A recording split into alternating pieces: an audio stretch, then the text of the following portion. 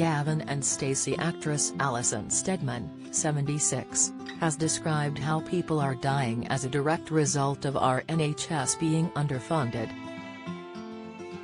The star, who played beloved character Pam Shipman in the popular BBC sitcom, slammed Tory ministers for their ridiculous and disgraceful failure to address pay increases for nurses. Following the news that nurses have been on strike due to low pay, health unions have offered to call off walkouts beginning on Thursday. Their condition was that Health Secretary Steve Barclay agree to hold negotiations on pay, but the minister has refused.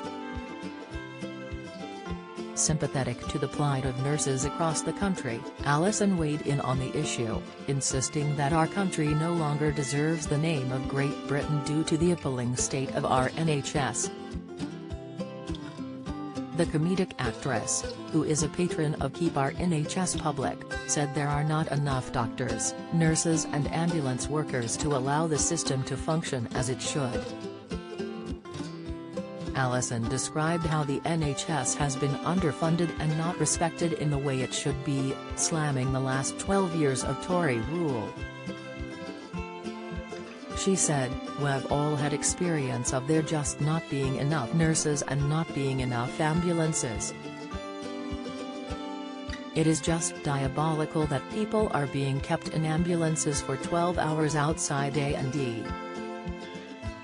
It is just not on. People are dying because they can't get into hospital.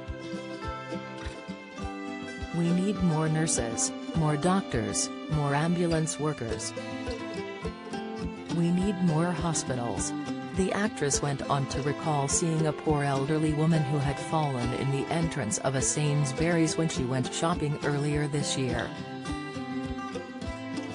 Alison described how she was left lying on the ground for 3 hours waiting for an ambulance. "I just thought this is not on.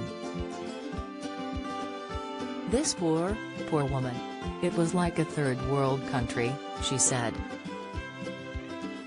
"You can't call it Great Britain anymore, I don't think.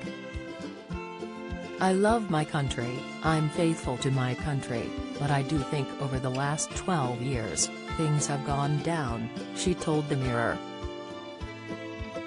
The star went on to describe how ridiculous it was that ministers were unwilling to discuss pay for nursing, which she described as one of the poorest paid jobs in the country. Alison also pointed out that thousands are leaving the nursing profession because the pay is so poor and called on the government to handle the strikes, which she felt were a result of hardworking people being pushed to the absolute limit. She also praised Labour leader Keir Starmer, whom she said was doing a good job in his role as opposition leader.